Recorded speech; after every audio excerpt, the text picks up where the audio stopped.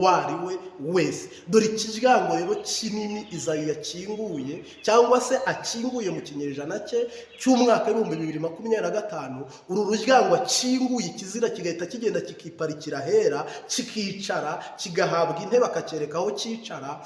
Ngaka kaga kanyuma, ngiyi Heremagedone, nguyu muhero, nguko kuzimu. Dayimoni ubu nibwo mugiye kubona igenda n'amaguru, ikora n'amaguru. Shitani nibwo mugiye kujya mwamubona, ubundi mwiyotsaga imyotso.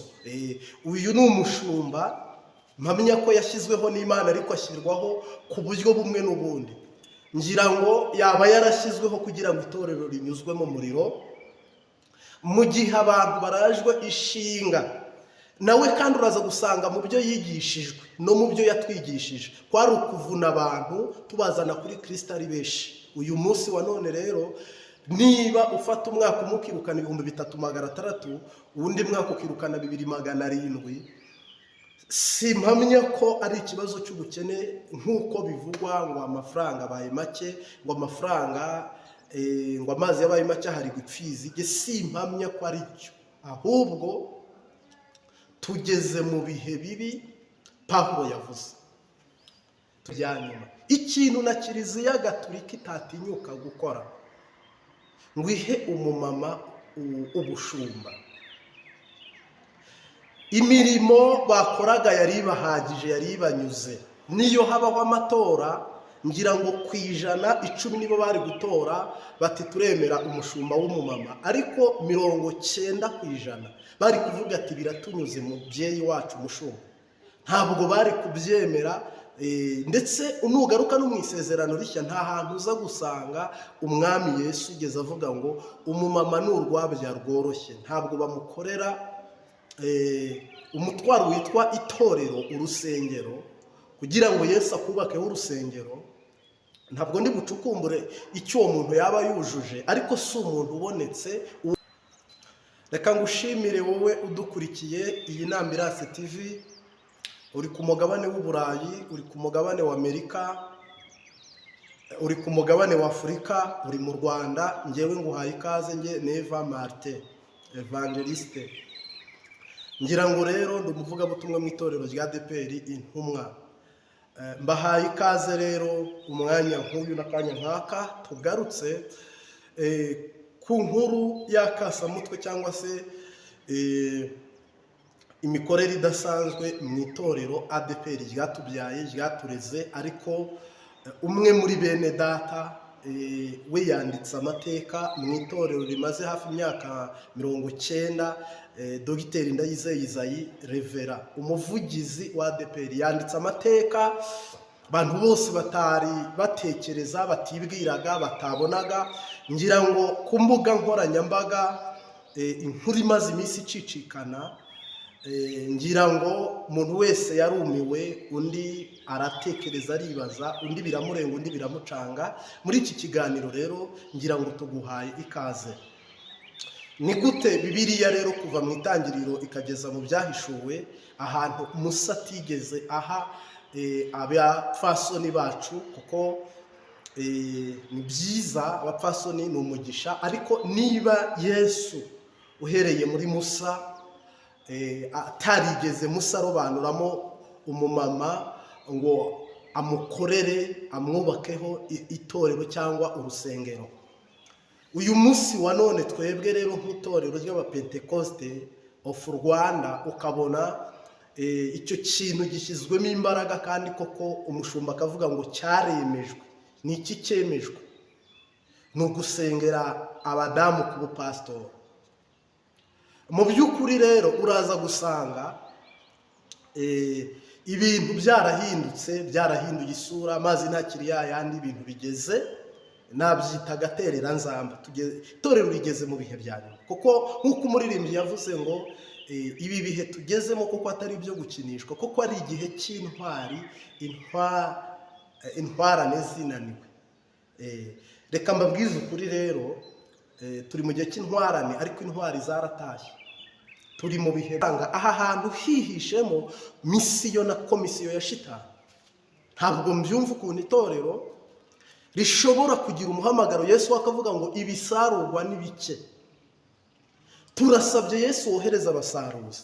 None ubundi nawe akavuga ati ibisarurwa ni byinshi ariko nimugabanye abasaruzi. Urumva aho umuntu yaba ari kujya siho Yesu ahari kujya, si byiza yari kujya. Ariko ngira ngo icyo wagombaga gukora no gukoreshwa, ngira ngo nacyo cyaba kigeze ku iherezo kandi nacyo kiri kurangira. Abadukurikiye nanone nahumuriza imitima ya benshi. Ingoma ya Izayi mpamye ko nayo matarike yayo yegereje. Koko uyu munsi wa none uri umufatanyabikorwa ku rwego rw'igihugu mu itorero rikomeye rifite abayoboke benshi.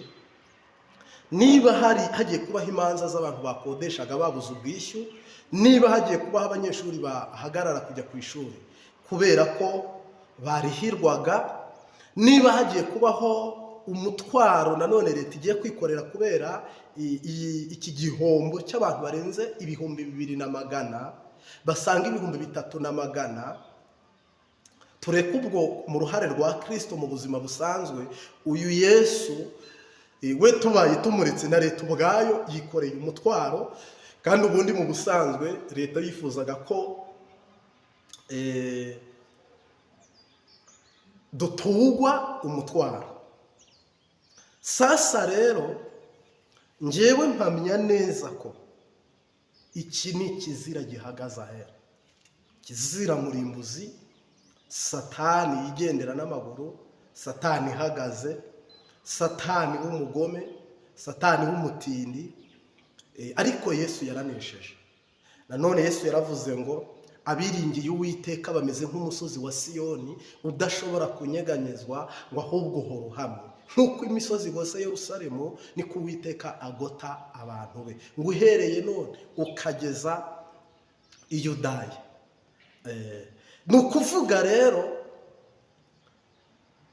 uyu muntu ari gukoreshwa cyane koko mu busanzwe.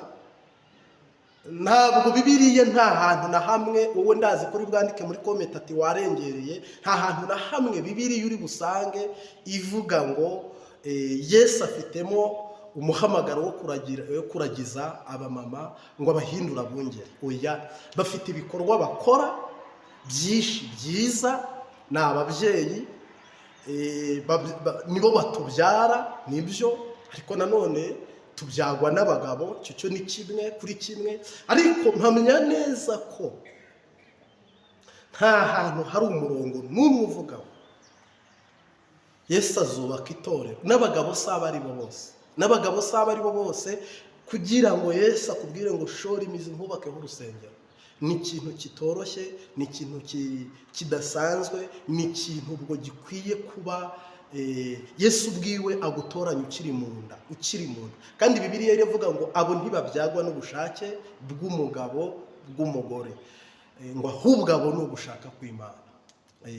Ngo sirari ry'isi cyangwa ry'umubiri ntibiturutse mu byo barya cyangwa mu byo banywa, ahubwo biturutse mu gushaka kw'Imana. Ni ukuvuga rero n'iki nacyo tugeze ahantu nyine umuntu wese ashobora kuvuga ati cyakora niba bibaye nk'ibyareyo akumiro karagwira. Ntabwo mpamya ko ibitarakozwe abantu bahembwa bigiye gukorwa abantu bicaye.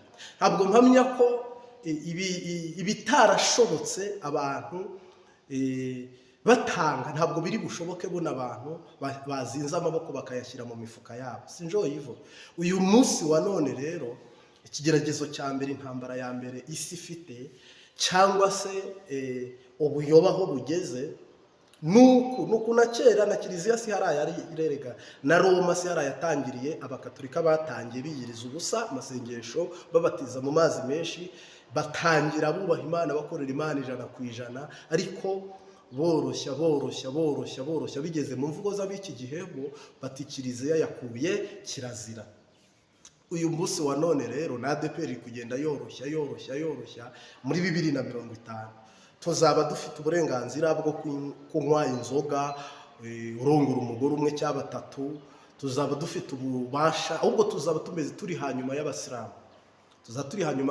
Kuko uri kubona ko bagenda badohora, ariko si Bibiliya iri kudohora, si Imana iri kudohora, ni umwana w'umuntu uri kudohora.